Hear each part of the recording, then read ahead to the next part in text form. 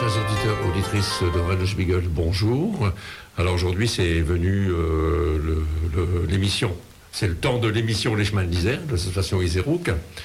Donc, en première partie, je reçois Jean-Marc Desnaux. Bonjour Jean-Marc. Bonjour Jean-François et merci de m'accueillir dans votre émission. Voilà. Et je salue également les auditeurs de Radio Eulenspiegel, ouais. Donc je ne l'ai pas écorché. Voilà. Alors, et en deuxième heure, on trouvera bien sûr, à partir de 11h, pour les aficionados de la page flamande, Bernard, Josiane et Michel. Alors, Jean-Marc, vous êtes mis à écrire il y a quelques années. Oui, mon premier roman, il est sorti en mai 2016. Ouais. Donc c'était il y a 3 ans. Hein. Et j'ai démarré vraiment l'écriture durant l'année 2014. Ouais. Voilà. Et avant, vous n'aviez pas l'idée d'écrire du tout? Alors, j'écrivais à l'origine pour mes amis sur Facebook. Alors, on se dit, voilà, ça paraît un peu comme ça amusant, mais c'est vrai que je donnais des rôles un peu caricaturaux et humoristiques à mes amis, et je les plongeais dans des histoires fantastiques, surnaturelles. Et puis ça plaisait, donc et ça faisait déjà quelque temps que trottait dans le coin de la tête un scénario, mais je disais tout le temps, un jour j'écrirai, peut-être un jour. Et un jour arrive où il faut arrêter de se dire un jour, il faut y aller, quoi. Et quand j'ai vu que je pouvais aller un peu plus loin que les simples petites histoires pour mes amis, j'ai participé à des concours de nouvelles, et ça se passait plutôt bien. Et j'ai vu que je pouvais encore aller un peu plus loin, et c'est là que j'ai démarré l'écriture de mon premier roman. Et alors, par contre, au niveau études, vous aviez une formation littéraire? Non, vous avez fait un bac littéraire? Pas du tout. Comme je le dis souvent, je me suis retrouvé parachuté un peu dans le milieu dans le monde des auteurs, parce que je ne me sentais pas du tout prédestiné à ça, jamais. Et j'ai pas fait d'études littéraires. Je le dis souvent, et c'est parce que c'est la vérité. Je suis ouvrier à l'usine, donc j'ai voilà. C'est un univers que je découvre encore, hein, et j'y suis arrivé sans connaître rien ni personne, et je me suis fait un peu mes premières dents en découvrant au fur et à mesure et en avançant. Oui, parce que j'ai cru comprendre aussi en lisant votre biographie que vous lisez très peu finalement. Je lis très peu. En fait, je suis d'abord très difficile en lecture. C'est vraiment même parfois trop difficile. C'est-à-dire qu'un roman, pour qu'il me capte, il faut vraiment que je sois dedans dès les 20 ou 30 premières pages. Parce que sinon, je sens que ça ne va pas le faire. Et donc, je suis déjà très difficile en lecture et j'ai très peu de temps pour lire également. Donc, ce qui fait que la lecture et moi, c'est assez particulier. Mais j'aime bien lire, hein, honnêtement. J'essaie même d'ailleurs en ce moment de me donner encore plus de temps quand même pour lire. Et c'est pas facile entre le travail, entre l'écriture. Et surtout que la plupart de mes lectures sont des lectures pour lesquelles j'ai un besoin de me documenter pour mes propres écritures. Voyez, donc j'ai très peu de temps à consacrer à la lecture d'autres romans. Mais en même temps, parce qu'on dit toujours qu'un écrivain, il a des modèles. On dit toujours qu'un écrivain qui écrit, il a des modèles. Et on dit toujours à un futur écrivain, il faut lire beaucoup avant d'écrire. Mais vous voyez, avec votre cas à vous, c'est pas forcément évident, quoi, je veux dire. Alors, moi personnellement, je me prétends pas écrivain. Je pense que écrivain, c'est un terme que je réserve aux élites, les gens qui en vivent et dont c'est le métier. Et voilà. Et moi, je suis un auteur. J'ai du mal déjà à me qualifier d'auteur, mais il y a bien un moment, il fallait mettre un nom sur ce que je fais. Et donc voilà, je suis un auteur et j'ai pas comment dire de véritable modèle, et s'il faut lire beaucoup, je pense pas qu'il faille lire beaucoup pour pouvoir écrire. Il faut simplement écrire des livres qu'on aurait soi-même envie de lire. En fait, c'est ça. Et c'est un peu ma perspective. Et je me dis que non, j'ai pas vraiment de grands modèles particuliers au niveau des livres ou de méthodes particulières que j'irais, en fait, desquelles je m'inspirerais, en fait, non. Donc en parlant un petit peu de votre parcours, donc vous avez 45 ans, c'est ça? Oui. Vous êtes né à Low Forest, c'est ça? Je suis né à Douai, mais vous habitez le Forez. J'habite le Forez, voilà, c'est ça. Pas loin de Douai, en fait. Oui, juste à côté. D'ailleurs, c'est le Forez, on a entouré... le Forez, d'accord. Le Forez, et on a entouré du Nord, on a entouré de 59, hein, donc c'est vraiment la pointe du Pas-de-Calais à la limite du Nord, donc voilà. Et alors, vous avez eu beaucoup de passion dans votre vie, hein. Ouais. Ça a commencé par... vous aimez bien le bricolage, vous bricolez encore. Oui, l'électronique, tout ça. L'électronique, vous avez été cibiste, vous y êtes encore aussi. Je le suis encore, et j'aimerais bien pouvoir passer ma licence de radio amateur aussi, d'ailleurs. Vous avez été aussi animateur de radio locale, donc... voilà. Donc tout jeune en plus. Oui, j'avais 20 ans quand j'ai démarré la radio. Tout jeune. Et vous animiez une émission sur les... Déjà, ça commençait, les phénomènes paranormaux. Alors oui, j'avais 2 émissions. En fait, l'après-midi, je passais, je faisais une émission de variété, donc je passais de la musique, tout ça. Oui. Et puis je parlais un petit peu de l'actualité. Et le mercredi soir, j'animais une émission avec un médium où on parlait des phénomènes paranormaux avec des auditeurs qui nous racontaient leurs témoignages et ce qu'ils avaient vécu. Voilà. Ouais. Et c'était déjà captivant. Oui. Donc vous avez votre service militaire. Oui, juste après, je suis parti à l'armée. Oui, il faut bien. Ouais, à l'époque, c'était en 94, donc je suis parti en Allemagne. Voilà. Ah, en Allemagne, d'accord. Et vous êtes revenu à la radio en retour? Oui, je suis revenu. Mais une autre radio? Une autre radio, voilà, à Douai. Et là, vous faisiez quoi, là Alors là, j'ai démarré... c'était vraiment de la variété. J'avais une émission très axée sur le hard rock, le métal et même le black metal, et donc c'était vraiment tourné vers quelque chose de très costaud. Donc un clin d'œil à notre émission qui a 30 ans ici le vendredi soir, qui s'appelle Tapage Nocturne. Ah ouais. C'est aussi du hard rock et le rock celtique. C'est un clin d'œil à Manu Moissé qui a dit ça depuis 30 ans. Eh bien, je le salue s'il écoute. Voilà. Et donc vous animez une émission de hard rock, ce qui correspond à votre âge finalement. Hein. Ouais. Finalement, c'est pas. Mais il est mortel le hard rock. C'est un héritage. Il y a une âme là-dedans. C'est incroyable, quoi. Donc. Et c'est vrai, depuis qu'on a inventé la stéréo, c'est formidable. Hein. Parce que dans le temps, quand on écoute des groupes de rock à la base, il n'y avait pas la stéréo, mais avec la stéréo, la guitare électrique aussi qui est arrivée, qui donnait.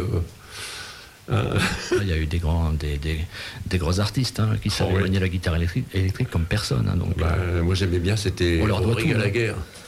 Henri Gallagher était exceptionnel. Après, le guitariste de CDC aussi. Ah ouais, ça, oui. Tout est une épopée. Il y en a plein. Et... Après, vous êtes parti sur la généalogie, alors complètement différent, là. Sur votre famille, en général. Hein. Oui, directement ma famille. En fait, à la base, je suis un amoureux de l'histoire. Donc, un amoureux de l'histoire. Et ça m'a conduit à essayer de découvrir la mienne. Donc, comme dit cet adage, pour savoir où on va, il faut savoir d'où l'on vient. Et c'est vrai que j'ai retracé, après la mort de ma grand-mère, vous savez, depuis que j'étais enfant, elle me montrait tout le temps ses photos de famille. Là, c'était un tel, là, c'était un tel, et ses anecdotes. Et puis, quand elle est morte en 96, j'ai ressenti un grand vide.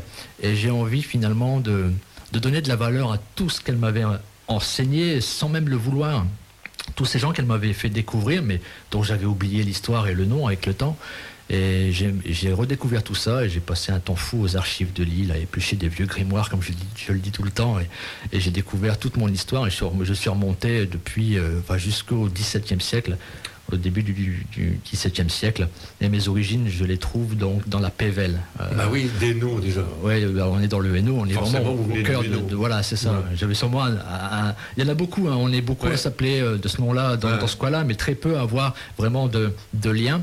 Et je pense qu'à l'origine, vous savez, les surnoms, c'était souvent des sobriquets. Hein, et j'avais peut-être un ancêtre qui venait du Hainaut et qui se trouvait dans un coin qu'il n'était pas, et on le surnommait de Hainaut, de Hainaut. Voilà. De toute façon, c'est évident. C'est ça, de toute façon. Ouais. Ensuite, donc, vous disiez que vous étiez amoureux des châteaux, des vieilles pierres et du Moyen-Âge. Ouais. Donc, ça vous amène donc spectacle son et lumière. Ah oui, c'est vrai. Alors, on dit acteur ou figurant, là? Acteur aussi, peut-être un peu quand même. Oui, dans le sens où on joue tous un rôle quand même. On joue tous un rôle quand même. Moi, j'étais garde dans un château.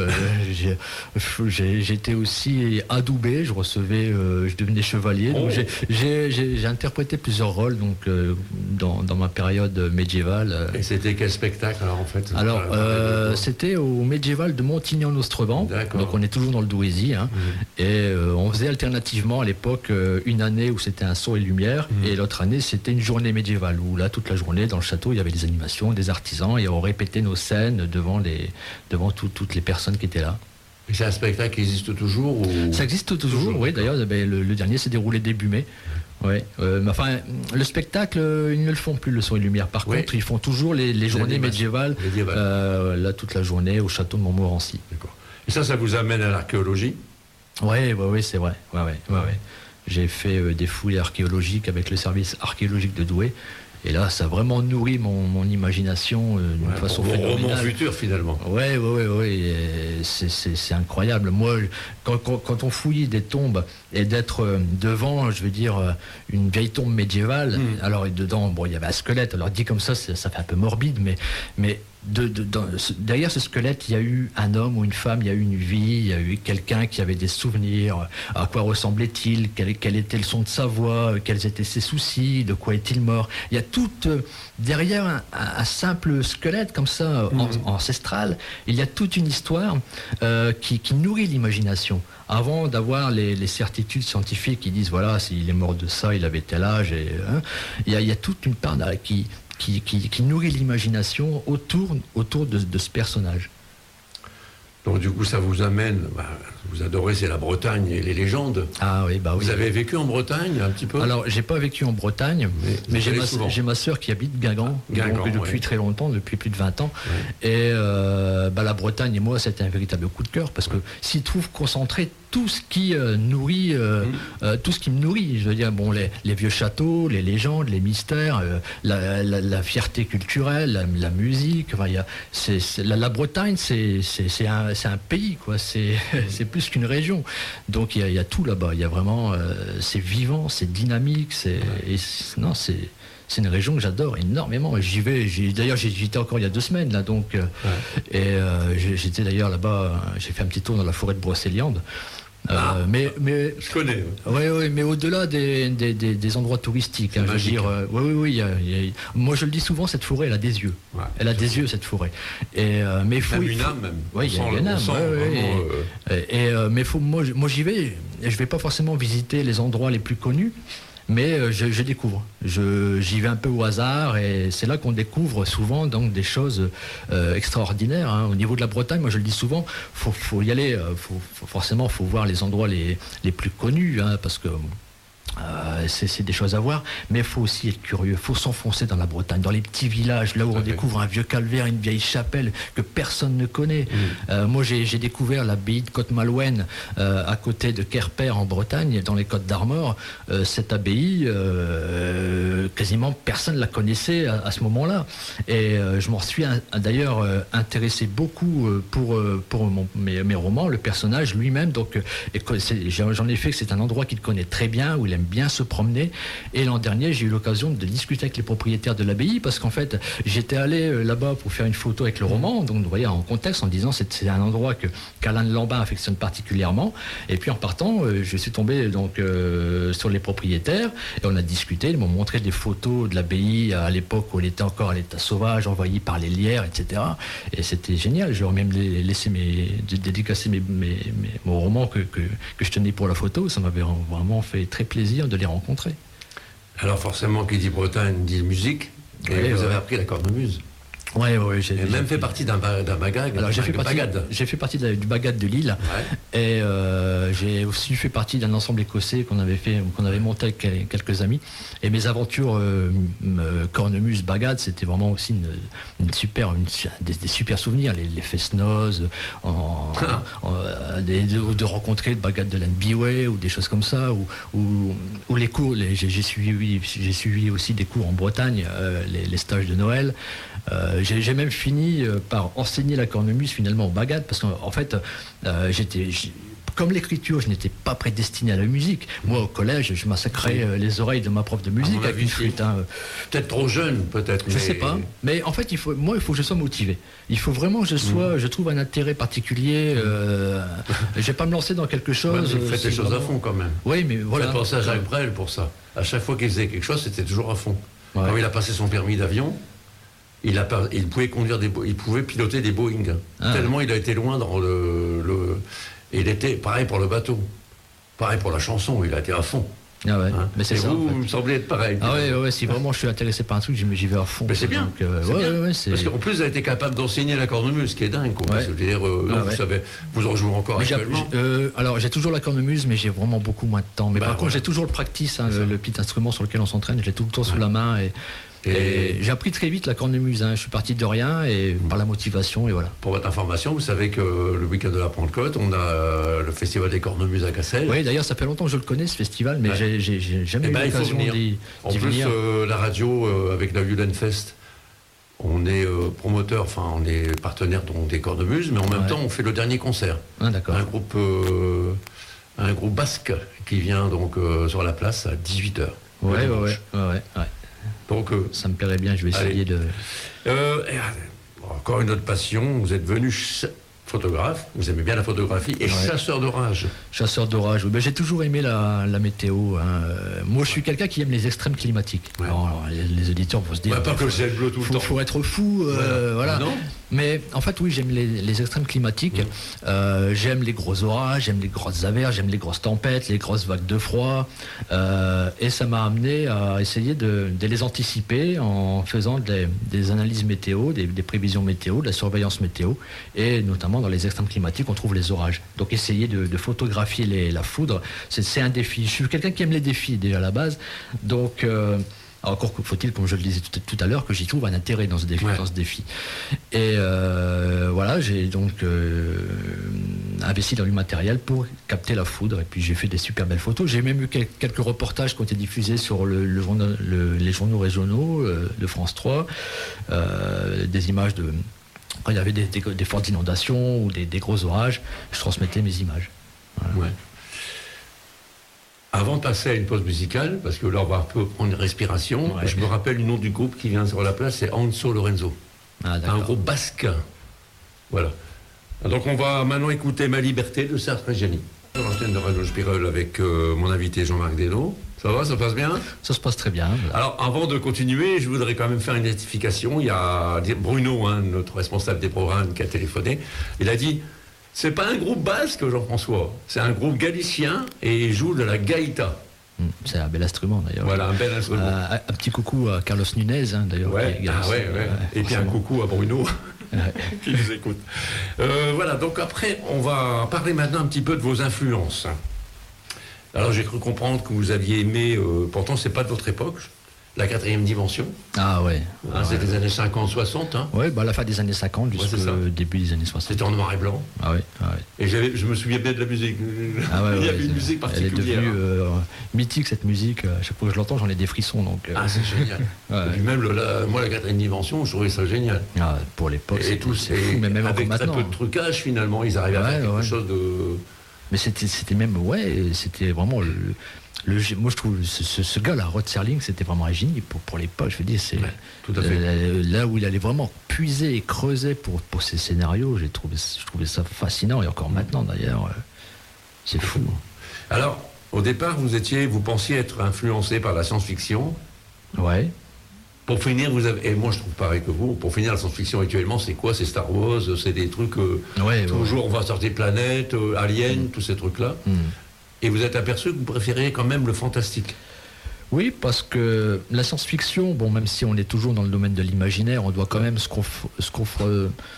conforter à une certaine probabilité, quelque chose de crédible qui pourrait potentiellement arriver, pour rester dans un domaine scientifique probable, qu'avec le fantastique, on peut vraiment élargir le domaine imaginaire en y intégrant du surnaturel. Et là, les portes sont ouvertes sur tout un tas d'imaginaires. Et moi, j'aime m'y plonger la tête la première, quoi. Donc, voilà. Alors, vous avez quand même, parce qu'on parlait de romans, vous avez quand même des romans et des films marquants pour vous. Alors, notamment le livre de la mort.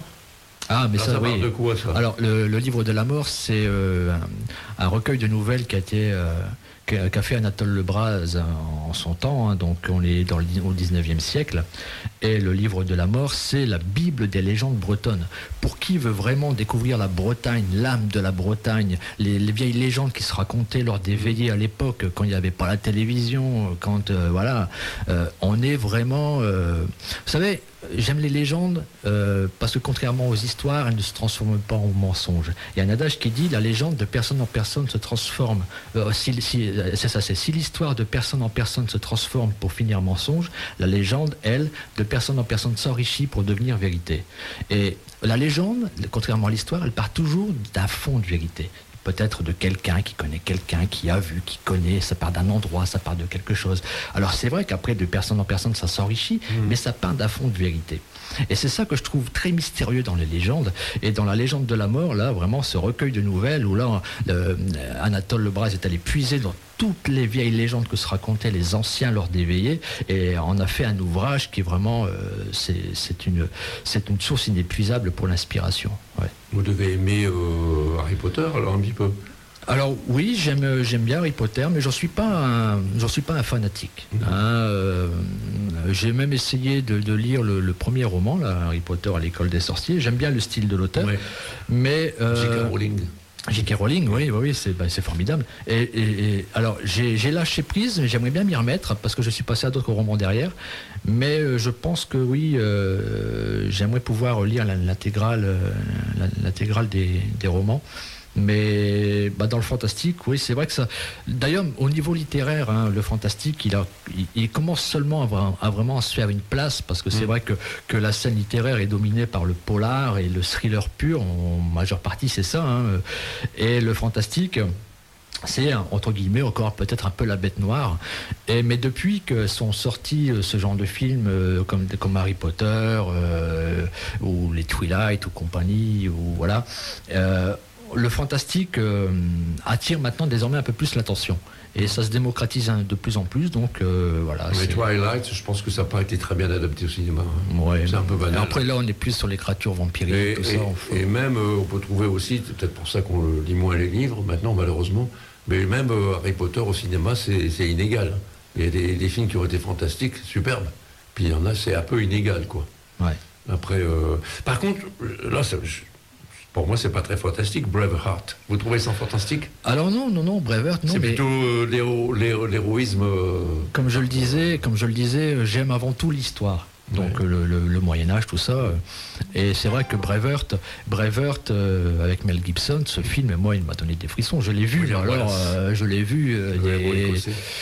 Je ne saurais même pas dire combien de fois je l'ai vu, mais j'en suis arrivé à connaître des répliques par cœur. Et non, cette histoire de William Wallace, alors bien sûr, les historiens purs diront qu'elle a été scénarisée, que ça s'est pas passé comme ça, mais peu importe, moi c'est le film que j'adore, et le contexte aussi. Voilà. Robin des Bois, Prince des voleurs, avec Kevin Costner. Ah oui, ouais. D'ailleurs, à chaque fois que j'entends la chanson Everything I Do It For You de Bryan Adams, j'ai toujours des frissons pour cette chanson-là. Je l'écoutais quand j'étais au lycée. Mon personnage préféré, c'est pas Kevin Costner, moi je le trouve assez fade. Moi j'adore le shérif, Alan Rickman. Ah ouais. Il joue un rôle exceptionnel. Ouais. Mais c'était Alan Rickman. Ouais, c'est un acteur exceptionnel.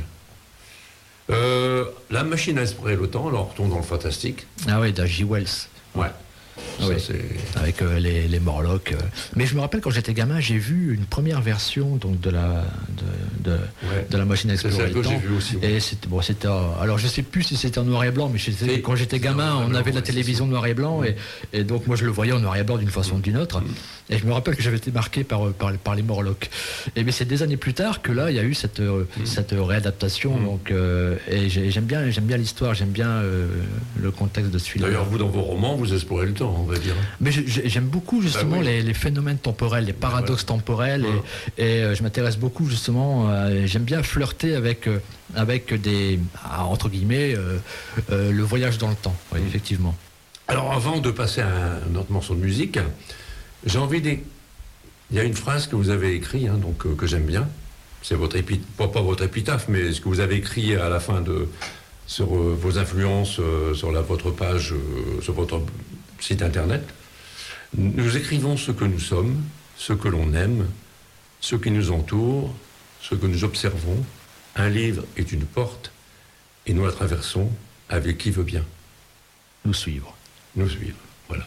Je vous les ai laissés finir. Voilà. Oui, c'est ça en fait. Et c'est de vous, hein, donc... Oui, cette phrase m'est venue, tout en écrivant. Et c'est vrai que... Vous savez, moi, quand j'écris, je m'enferme dans une bulle. C'est-à-dire que c'est comme si on me prenait et on me projetait au cœur des scènes que je suis en train de raconter. Je ne fais que raconter finalement que ce que je vois. Et je ressens toutes ces émotions, je les vis en même temps que tout ce que je vois, en fait, que tout ce que j'imagine. Et je me dis, en fait, si je suis dans cette bulle, ce que j'essaie de retranscrire, j'essaie de transmettre ces émotions au lecteur. Et je me dis, si le lecteur, lui aussi, en lisant ce que j'écris, se retrouve dans une bulle, même si la télé va autour de lui, même si les enfants chahutent, s'il est complètement dans l'histoire, pour moi, le pari est gagné. Et d'avoir réussi à retransmettre ces émotions-là, de réussir à les transmettre, c'est vraiment... C'est pas un défi, mais c'est quelque chose. C'est pour ça que j'écris en fait. J'écris pas pour moi, j'écris simplement parce que j'écrirai. Je le dis comme ça, j'écrirai toujours tant que j'aurai des choses à raconter finalement, mais aussi des choses à transmettre. Et voilà, donc c'est le but de mon aventure. Alors on va écouter The Mission, ça c'est Ennio Morricone. Donc c'est un film, à mon avis, c'est le film Mission. Ça doit être ça. René Spiegel avec mon invité Jean-Marc Desnaux, auteur. Oui, auteur, pas écrivain. Vous préférez ce titre-là. Oui, auteur. Voilà. Alors maintenant, ça y est, on va parler de vos romans. Donc le premier roman qui est sorti en 2017. Oui, en juin. Le 29 juin 2017. Ouais, c'était le deuxième, j'en avais un autre avant, mais pour l'instant, j'ai récupéré mes droits, donc il va peut-être vivre une autre histoire. Et on y reviendra peut-être une autre fois. Alors on avait expliqué un petit peu au début ce qui vous avait amené donc à l'écriture. Et il faut savoir que dans ces 3 romans, parce que le 3e va sortir au mois de juillet. Oui, le 4. C'est toujours le même personnage, Alan Lorbain. Alan Lorbain, voilà. Donc c'est le détective, on veut dire. Oui, vulgairement, c'est un chasseur de fantômes. Chasseur de fantômes. Voilà, donc il n'est pas policier, il n'est pas détective, il enquête sur les phénomènes paranormaux, avec une démarche très rationnelle et scientifique. Lui, il a plutôt une démarche qui dit les fantômes, oui, pourquoi pas, mais pas si vite. D'abord, voilà, donc il essaie de chercher des explications rationnelles, mais il n'en trouve pas toujours et il est parfois dépassé par ce qu'il vit. Alors donc la maison Bleu Horizon, ça fait penser que Bleu Horizon, parce que c'est relatif à la mémoire d'un soldat de la Première Guerre mondiale. Oui. Donc, vous pouvez m'en parler plus, le synopsis, peut-être? Eh bien, en fait, c'est un petit garçon à la base. Donc, on est dans une famille qui habite une grande maison. On est en 1985, près de Villers-Bretonneux, dans la Somme. Et le petit garçon dit tout le temps à sa mère qu'il voit un monsieur dans sa chambre. Ça le terrorise, vraiment terrorise littéralement. Et sa peur contamine toute la famille. Et sa mère, ne sachant plus quoi faire, par dépit, elle entend parler d'un spécialiste qui s'appelle Alan Lorbain, qui est breton. Donc il a un prénom breton, mais un nom de la Pévèle, qui est Lorbain, d'ailleurs ça sera le scoop, c'était le nom de famille de mon arrière-arrière-grand-mère. Donc comme il avait un père du Nord, qui est parti, qui a quitté le Nord lors de l'exode de 1940 pour aller en Bretagne. C'est là qu'il a rencontré celle qui deviendrait la mère d'Alan. Donc il a un nom de famille du Nord, mais un prénom breton. Et donc il va aller dans cette maison, Alan Lorbain, pensant que c'est un peu l'imagination du gamin qui est débordante et tout le monde se monte un peu le bourrichon. Il va y aller, il va trouver que c'est juste le plancher qui craque, et voilà. Et quand il arrive là-bas, en fait, il se rend compte très vite que non, ses convictions vont être balayées parce que la maison est véritablement hantée par quelque chose, par quelqu'un. Et sans spoiler, je raconte simplement, je plante le décor. Il découvre très vite que donc, la maison est hantée par le fantôme d'un soldat de la Première Guerre mondiale qui est revenu 70 ans après la guerre parce qu'à l'époque, cette maison appartenait à sa fiancée. Sauf que maintenant, on est en 85, ce n'est plus elle qui habite là, c'est cette famille qui est tourmentée par la présence de ce fantôme et il va essayer de l'aider et de comprendre qui est ce fantôme, pourquoi il est là et vraiment essayer de libérer un petit peu cette famille de cette tourmente et de ses peurs. Voilà. Et donc il va y avoir des flashbacks avec les tranchées, des espèces de phénomènes de voyage dans le temps, au travers de rêves qu'il va faire et qui vont le conduire à démêler un peu tout ça. Mais Bleu Horizon, c'est parce que ça a rapport avec aussi le soldat de la tranchée, c'est pas l'uniforme. C'est l'uniforme Bleu Horizon, Bleu Horizon.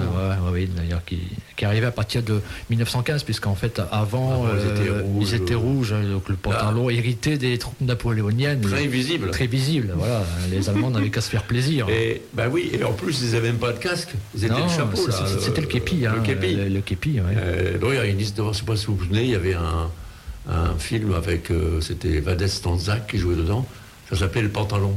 Ah, le pantalon. Ouais, en fait, on lui faisait porter un pantalon d'un mort qui était plein de sang. Voilà. Il n'avait pas voulu le porter, il a fini fusillé. Voilà, exactement. C'est terrible. Hein. C'est une vraie histoire. Hein. Bah oui, tout à fait. Cette histoire-là, il y a eu 700 fusillés pour l'exemple, et tous n'ont pas été réhabilités. Je crois qu'il y en a eu une vingtaine ou une cinquantaine, je crois, de réhabilités. Non. Lui, je pense qu'il a été réhabilité. Dans les années 20, je pense. Mais non, il n'y a pas eu tant que ça. Parce qu'ils ont considéré qu'il y avait vraiment des déserteurs, donc ceux-là, ils n'ont pas été réhabilités. Ouais. Mais bon, moi, je peux comprendre qu'on puisse être déserteur quand on se fait canarder de partout. Hein. Non, mais c'était une horreur. Je pense qu'on peut même pas imaginer.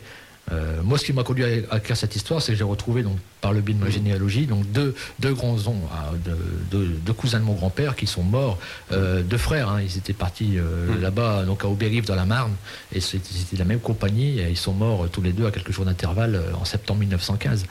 Et en faisant mes recherches, j'ai découvert un autre soldat qui n'était pas de ma famille, mais qui portait le même nom. Et ça m'a interpellé parce qu'en fait, il n'était pas au monument aux morts. Et j'ai entamé les recherches, etc. Et j'ai fait en sorte donc qu'il soit inscrit au monument aux morts. Effectivement, c'est un soldat qui avait été oublié parce que quand il est mort en 1914 à l'hôpital militaire de Brest, il avait été ramené à l'arrière pour être soigné, il est mort de ses blessures. La commune de Brest a voulu transmettre à sa famille l'information comme quoi on avait ce soldat qui était mort, sauf que la commune où il habitait avant la guerre était occupée par les Allemands. Ça veut dire que son courrier n'est jamais parvenu dans sa famille. Sa famille n'a jamais su où il était mort, rien du tout, quoi. Et quand j'y suis allé il y a quelques années, j'ai été le premier à déposer des fleurs sur sa tombe au cimetière militaire de Brest depuis ce fameux jour de 1914 où il est mort là-bas. Ouais. Et ce roman, La Maison Bleu Horizon, votre premier roman, lui, il a obtenu le prix Plume d'Or 2018. Oui, ça c'était une belle surprise. C'était organisé par un groupe qui s'appelait Plume Libre et qui proposait donc plusieurs catégories. Et moi j'étais donc Plume d'Or dans la catégorie des nouvelles plumes. Oui. Mais vous avez été aussi bien vu par les chroniqueurs, oui. 2017. Là, les deux romans cumulés, j'en suis à plus de 50 coups de cœur chez les blogueurs. C'est inespéré. Enfin, je veux dire, moi, même moi, je sais pas. Il y a des moments, vous savez, c'est ce que j'ai dit une fois aussi. Il y a des moments où je peux être en dédicace dans une librairie. Et je regarde mes romans comme je peux regarder les deux que j'ai là devant moi en ce moment. Et je réalise même pas que ça peut être moi, quoi. Vous savez, je me dis, je suis là, voilà, je vends les bouquins d'un gars, quoi. J'ai du mal à réaliser du recul, du coup. Oui, en fait. C'est ça qui est bien. Je suis le premier surpris de tout ça. Puis voilà, moi je vis au jour le jour, tant que j'avance, c'est bien. C'est parce qu'en fait, vous disiez tout à l'heure, vous écrivez comme si c'était dans une bulle. Ça résume tout. Ouais. Vous êtes dans votre bulle. Je suis dans ma bulle. Vous en sortez pour des salons. Ouais. Et puis voilà. On va passer à un autre morceau de musique. Alors, ça s'appelle Tubular Bells de Mike Oldfield. C'est la musique de l'Exorciste. Voilà, retour sur l'antenne de Radio Spiegel après cette musique de l'Exorciste. Alors, on arrive maintenant au deuxième opus, les Prières de sang. Alors, nous sommes un an après la Maison Bleu Horizon. Donc, Alain Lambin, lui, part enquêter avec Mina Arletty, un nouveau personnage. En fait, c'est pas un nouveau personnage, c'est son assistante. Que l'on connaît déjà dans la Maison Bleu Horizon. Mais qui est un peu plus discrète. Mais là, elle l'accompagne. Et là, elle l'accompagne vraiment. Là. Voilà, ouais. Alors, ça se passe comment, cette histoire ? Et là, en fait, Alain part chez une une jeune femme qui fait des études d'infirmière et bon, elle est tombée enceinte pendant ses études, donc c'est un peu compromis pour l'instant. Et pour meubler sa maison, elle a acheté dans un vide-grenier une vieille armoire que lui a vendue le dernier moine qui vit dans un monastère pas très loin. Et depuis qu'elle a installé cette armoire, il y a des tas de phénomènes qui se produisent dans sa maison. Elle entend des bébés hurler, des femmes crier, son chat est terrorisé, des objets sont projetés. Et ça la terrorise, elle part dormir à l'hôtel et elle fait appel à Alain de Lambin, donc, qui va aller là-bas également, toujours avec une démarche un peu prudente d'abord, parce que c'est pas parce qu'elle est enceinte qu'elle se crée des angoisses, qu'elle entend ses bébés hurler, mais elle se rend compte très vite que autour de l'armoire qu'elle a achetée, il y a un lourd secret qui plane et ça va l'amener à enquêter dans le monastère d'où elle provient et là découvrir que dans les lieux est confiné un lourd secret depuis le XIVe siècle, enfin depuis le XIIIe siècle, pardon, autour des Templiers et il va essayer de démêler tout ça encore une fois. On va continuer avec on va peut-être parler aussi maintenant les Galeries Hurlantes. Les Galeries Hurlantes, avec la couverture qui fait peur. Ouais. Oh ouais, magnifique. Ouais, beaucoup. C'est surprenant, hein. Ouais, c'est l'éditeur qui a choisi, non? Oui, d'ailleurs, je le félicite au passage, là. Autant ça avait été un peu sobre aux deux premiers, enfin, bien que le deuxième, je trouve fantastique aussi. La deuxième couverture, mais la troisième... elle flash bien. Maintenant, bon, faut découvrir l'histoire, qui devrait être, je pense, je l'espère, à la hauteur de la couverture. Et là, par contre, ça se passe chez nous, dans le nord de la France, dans le bassin minier. Oui, voilà. En fait, j'ai toujours fantasmé, depuis que je suis gamin, les galeries des mineurs. Je me suis dit, voilà, est-ce que peut-être il n'y en reste pas certaines qui seraient encore intactes? Alors, c'est vrai que beaucoup sont écroulés, beaucoup sont inondés, tout a été fermé, mais il y a peut-être encore des choses. Moi, j'ai j'ai eu des mineurs dans ma famille, et j'en connais encore beaucoup de fils de mineurs qui me racontent que les mineurs, le dernier jour de travail, quand la mine a fermé, ils ont jeté leur matériel au fond. Et il y a encore des choses qui sont là-bas, qui sont encore dans ces galeries. Et je me suis dit, voilà, si j'y projetais le personnage et autour d'une histoire, bien sûr, parce que ça ne se limite pas qu'aux Galeries de la Mine, il y a toute une histoire autour. Pas très loin se trouve un hôpital abandonné qui est hanté par un drame qui s'y est produit en 1974 et il va être donc confiné dans ce contexte très lourd, très effrayant et c'est ce qui se passe donc dans les Galeries Hurlantes. Voilà. Ça fait penser, quand on parlait de 74, qu'en 72, là, il y avait Liévin. Il y avait une grosse catastrophe, il y a eu 42 morts. Donc je me souviens. Et là, ça concerne une petite fille de 10 ans, Karine. Oui, elle a un ami imaginaire. Voilà. Elle dit tout le temps qu'elle a un ami imaginaire. Et dans sa maison se passent aussi d'étranges phénomènes. Et son père, qui au début ne croit pas à tout ça, commence à vraiment à s'inquiéter. Et c'est Alain de Lambin donc, qui va aller là-bas enquêter sur place. Voilà. Et il n'est pas très loin des origines de son père lui-même, puisqu'on est dans le nord de la France. Voilà. Et là, il va y avoir des problèmes, parce que le gamin, apparemment, je ne sais pas si c'est un gamin, c'est peut-être quelqu'un de plus vieux que 10 ans, mais il n'aime pas du tout Alain de Lambin. Hein. En fait, oui. Alors, au départ, la petite fille a un ami imaginaire, mais qui va peut-être s'avérer pas si imaginaire que ça. Et en fait, tout ce que c'est cette gamine, elle dit tout le temps que son ami imaginaire, elle sait que son prénom. Quoi. En fait, non, elle ne sait. Oui, elle sait son âge. Elle sait son âge, voilà. Elle sait son âge et elle ne sait pas son prénom et tout ce qu'elle sait, c'est qu'il n'aime pas Alain de Lambin. Donc le personnage, le chasseur de fantômes, qui va venir sur place pour essayer d'enquêter et d'aider la famille. Alors si je comprends bien, ça se passe en 87. Oui, voilà. C'est ça, hein. Voilà. Parce que pour l'instant, on était en 85. Après, le deuxième livre, c'était 86, 87. 87. D'accord, c'est une période que vous aimez bien, finalement. Les années 80, oui. Moi, j'étais à fond dedans. C'est aussi mon époque. J'ai grandi là-dedans. Peut-être qu'un jour, vous finirez à faire un roman pour une période plus ancienne encore. C'est peut-être dans vos projets. C'était à peu près le cas avec Au-delà d'un destin, mon premier roman, le roman que j'ai écrit avant cela. Mais j'en ai un autre qui là ne sera pas un roman qui va se passer dans le passé, mais dans le futur. Ah, ça c'est bien aussi. Et il s'appellera L'œil du chaos. Il devrait sortir peut-être aux alentours de 2021. Là, le contrat a été signé chez ma maison d'édition, où là on sera dans un contexte plus post-apocalyptique. Voilà. Mais toujours fantastique, avec cette fois peut-être une couche plus importante de science-fiction, c'est vrai, mais on sera dans un autre genre, mais toujours du fantastique. Voilà, donc on va refaire une pause musicale. Alors j'ai pensé à un groupe de la région qui s'appelle Père et Fils, ils sont de Boulogne-sur-Mer, et ils ont fait une chanson qui s'appelle entre autres Le fantôme du port. Donc c'est un peu dans l'esprit. Voilà, retour sur l'antenne de Radio Spiral avec Jean-Marc Desnos, mon invité. Auteur, toujours auteur. Oui, j'ai pas changé là. Alors, on a bientôt fini l'émission, ça passe vite, 1 heure. Très vite, oui. Voilà. Et donc autour de cette saga, la saga des... La Maison Bleue Horizon, les Prières de Sang, les Galeries Hurlantes, vous avez écrit ces 2 nouvelles qui en font partie et qui peuvent être lues à part. Elles peuvent être lues à part. Ce sont des aventures qui se passent quelques années avant celles racontées dans les romans. D'accord. Donc c'est intéressant de les lire parce que forcément tout est lié. Elles peuvent se lire indépendamment, mais il y a tout le temps des informations utiles dans la trame de la saga qui sont à découvrir. Oui. Alors, je peux les citer. Vous avez écrit en 2017 et 2018. Le premier, c'est Alain Lambin et le fantôme au crayon. Oui. Et le deuxième, c'est Alan Lambin et l'esprit qui pleurait. Voilà. Ça, c'est téléchargeable gratuitement sur Internet. Oui, vous allez. Oui, mon site ou le site des éditions Tornada. Voilà. Ok. Alors, maintenant, il faut peut-être vous donner vos coordonnées. Et votre actualité. Ah, ouais. Eh bien, là, j'ai le prochain salon, je serai au Géant du Polar, donc un salon très sympa à Douai, donc le 15 juin aux salles d'Anchin de Douai.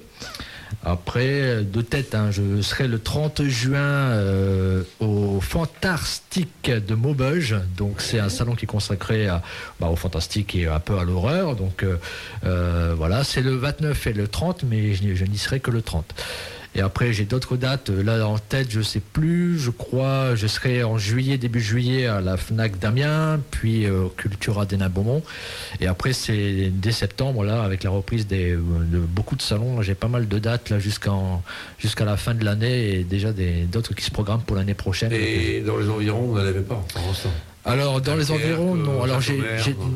Alors je suis venu à Dunkerque au festival, un festival fantastique dernièrement. J'étais au salon de Coudekerque Branche aussi il n'y a pas très longtemps.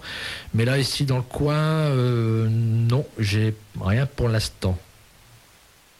À voir peut-être. Ah oui. Ouais, d'accord. Voilà. Bon.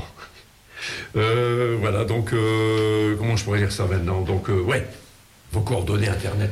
Eh bien, parce que vous avez un site qui est super bien fait. Très complet. Très complet. Ouais, il y a des infos sur moi, mes passions, ce qui m'a conduit à l'écriture, mes dates de dédicace d'ailleurs, voilà, pour plus d'informations, tout y est communiqué. C'est sur www.jmdeno.com. Donc jmdeno, Deno, D-H-I-N-A-U-T, et tout collé, donc jmdeno.com. Après, bon, j'ai ma page auteur sur Facebook, sur Twitter, sur Instagram. Donc vous tapez mon nom, vous allez me trouver.